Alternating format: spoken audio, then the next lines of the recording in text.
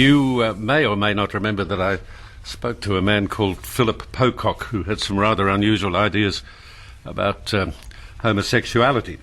I gave him the opportunity to come on the program and endeavour to explain what was at the basis of his concern.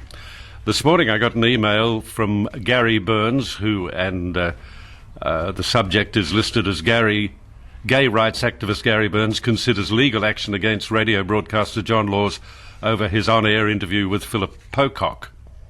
Gary Burns is on the line. Mr. Burns, good morning. Are you there, Mr. Burns? Yes, I'm here, Mr. Laws. Okay. Thanks for inviting me on your program. That's a pleasure. Well, you asked me to invite you. Well, You said I'd like your producer to phone me at my Wallara home, so you invited me to invite you, so I invited you. that's very good, hospitable of you. The point of what I'm concerned about here is, John, the broadcast. You broadcasted those statements, those pernicious statements of Mr. Pocock through your radio program. Yes. Now, that's a public act. Now, you said also, those views are outdated. Well, was it outdated in 2005 when you were calling me and fellow homosexual men pillow biters? Now, hang on a minute. No. Now, you hang on. Listen, I'm used to you. You're a nasty piece of work. Now, just hold on and tell the truth. I used the expression pillow biters after I read it in the Women's Weekly magazine in a statement made by Barry Humphries. Are you going to sue Barry Humphries? How do you know I participate in that kind of activity? I have no idea what sort of activity you participate in. Don't ridicule me based upon your colloquialism, as you want to call it. Now, the point of the I've matter never used the word before in my life. The point of the matter is the views of Mr. Pocock are dangerous. I agree with you. That's why I spoke. Hang on. I agree with you that his views are dangerous, and that was the entire reason that I spoke to him. Why have him on your show? Why broadcast? Why give an imbecile like that airtime? Okay, well, are you going to give the Age a call? Are you going to give the Sydney Morning Herald a call, the Canberra Times, the ABC Online, radio news bulletins? His story was on Channel 7 news website. Are you going to ring all those people up and tell them that they have committed some kind of crime in your mind? Why just me? Because, John, you are... Because you don't like... Because you're obsessed. You have responsibilities. You've been in radio over 55 years. Okay, are you telling Mr. Burns...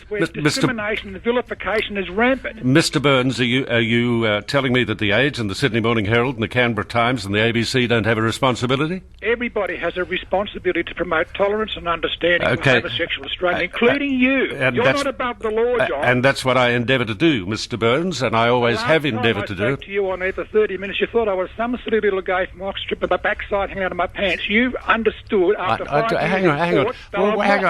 Hang on, slow down. Last time you talked to me on the air, I thought, what? You thought I was some silly little homosexual from Oxford with my backside out of my pants. I certainly did not. You certainly found out that I'm deadly serious in the work that I do. Do you know, John, I've had over 600 calls this year from gay teenagers and also from mothers of gay teenagers. Yeah. Who are suffering from depression and are threatening suicide because of the pernicious statements of an imbecile like Mr. Pocock. Okay, but that's why we talked about it yesterday. You don't give people airtime like that. I give anybody. I'm giving you airtime. I give anybody I want to give airtime. No one listens to you. Well, what are you worried about? Well, I'm not worried about anything. But the point of the matter is, you're an old man. You're a nasty piece of work. I'm not an old man. You've been around for a very long time, and you have responsibilities. You shouldn't be broadcasting those pernicious statements because they harm gay people. Look, I'm telling you again, if you want to have a go at me, fine, you're quite entitled to do that, but are you going to have a go at the Age and the Sydney Morning Herald and the Canberra Times and ABC Online? Listeners. I'm sure many of your listeners in rural country towns who know gay people or have gay children themselves would say, well, Mr. Burns raises a valid point. We have to stop all this nonsense. Because what do you mean? We secrete the news when a man like this Philip Pocock, who I described as some sort of charmer, when he makes a statement, we hide that, do we? We secrete the news.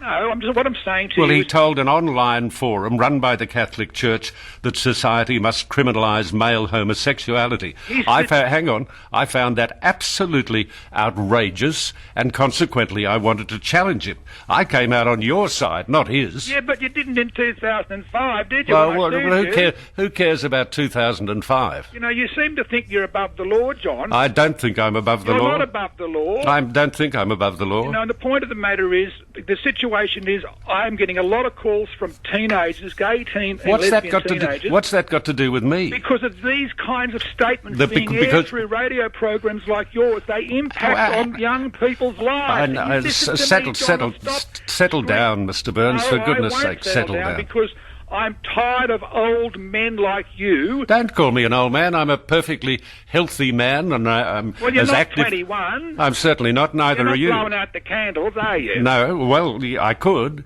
Oh, well, I don't think so. Well, what I I'm think saying so. To you, John, is you have responsibilities. You shouldn't be giving people airtime on your radio program. I'll give anybody I want airtime. It's my program. Don't dictate to me how I run the program. Then you're a hypocrite. Then you say, oh, those views are archaic. Well, in 2005, that's not so long ago. Listen. We also took a huge number of calls and emails from people who ridiculed the views of Philip Pocock. In fact, out of all the emails we've got, and we've kept them, there was only one who said that he was right. Only one that said he was correct, and I didn't read that. It only takes one. But I didn't read that. I didn't read that. You don't seem to get it, do you? You think Betty Davis is still chain smoking on the silver screen, do you? Oh, come on. 1956. Come on, it's look. A different era, John. We have to embrace diversity. You're not even funny making comments like that. I'm not trying to be funny. I'm trying to be serious, but by using an image of Betty Davis. Because a lot of your listeners would know who Miss Davis was. Yes, I certainly do, and so admired her greatly. So what the hell she got to do with what Mr. Pocock has to say? Era. It's the 21st century. I'm aware of that. Anymore. I'm aware of that. You're getting very excited, Mr. Burns. No, well, I'm just trying to get it through to people like you that you have responsibility. You don't have to get it through to people like me. I've been aware of my responsibilities for an extremely long time. You weren't in 2005. What are you going back to 2000? What are you going back to 2005 for? Because you thought you were arrogant and you put yourself above the law, and I put you in a courtroom and you looked like a goose. No, you were the one who looked like a goose. I remember nearly tripping over your legs. You're vilification, John. You're guilty of vilifying homosexuals under the Anti-Discrimination Act 1977. Yeah. That is a fact. Yeah, I know it's a fact. Listen, I don't need to be told by you. Out of interest, I've got a couple of gay people working. I'm not interested in your gay. No. I've got a couple of. Just shut up. I've got a couple of gay people working with me directly. I don't care whether they're working with you. You have a responsibility. Remember your responsibilities, John.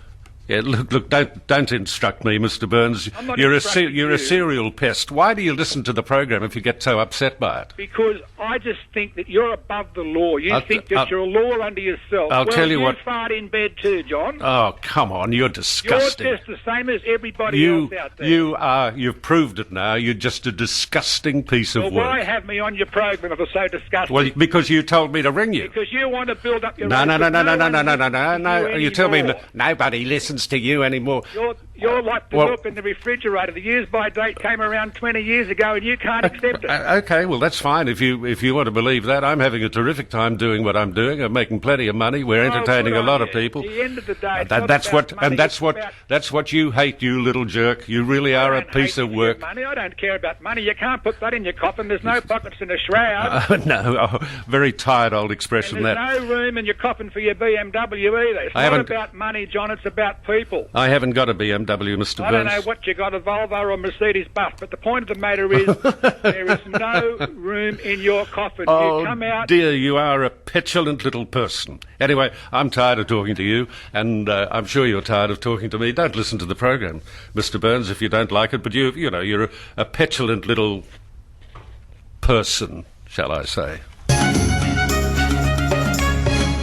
I mean, you are extremely militant, and consequently, I think, pretty dangerous. Give us a call. 1300 564 652 is the telephone number that you dial. 1300 564 652. And Mr. Burns, for your edification, let me say again, the Pocock story that I ran on this radio program was in The Age, it was in the Sydney Morning Herald, it was in the Canberra Times, it was all over ABC Online and on radio news bulletins, and it was also on 7 News website.